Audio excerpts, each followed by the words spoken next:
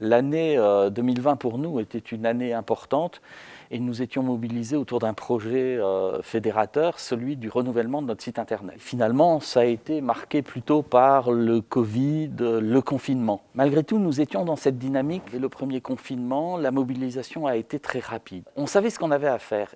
Et quelques mois auparavant, ça c'est avant le mois de mars et l'arrivée du Covid, nous étions dans cette dynamique de projet avec un souci d'optimiser nos outils numériques de gestion des archives.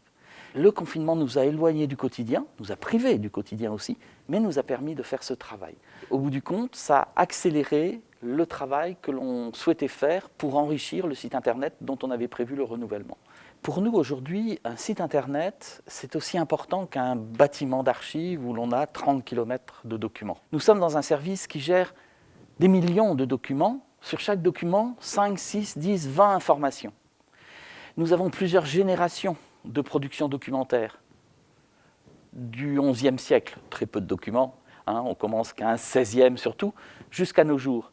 Donc beaucoup de travail, beaucoup d'informations qu'il faut rendre accessibles. Les services d'archives, à moyen constant, mais ont opéré cette transformation numérique, cette rétroconversion des instruments de recherche papier, parfois imprimés au XIXe, dans des systèmes numériques. Nous sommes en train d'assumer cette transition tout en assumant le quotidien qui est le nôtre, collecter le patrimoine, le classer, le rendre accessible, le communiquer, le valoriser. La collectivité a obligation de collecter, de conserver dans de bonnes conditions, le patrimoine historique. Donc notre métier, c'est la sélection. Qu'est-ce qu'on prend, qu'est-ce qu'on jette ?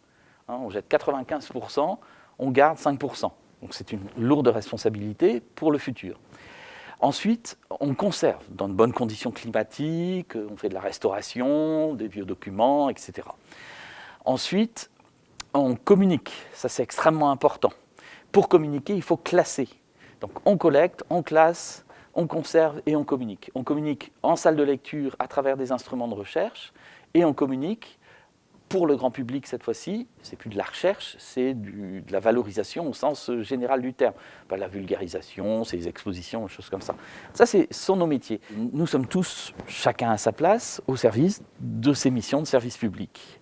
Le relieur, la restauratrice, le chargé d'opérations numériques, celui qui va numériser des documents, celui qui fait des recherches pour le public. Le fonds de la ville marquée, c'est ce qu'on appelle nous des archives privées. On en a un peu plus de 2 km ici sur les 30 que nous conservons.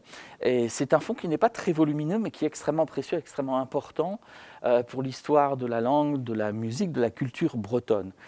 Il est important parce qu'au moment où De la Ville Marquée fait paraître le Barsas Braise, il se passe quelque chose. Alors, peut-être pas dans toute la Bretagne, mais ça va quand même initier quelque chose. Ça va inspirer des générations d'artistes, des générations qui, encore aujourd'hui, parfois sans le savoir, s'inspirent de ce travail.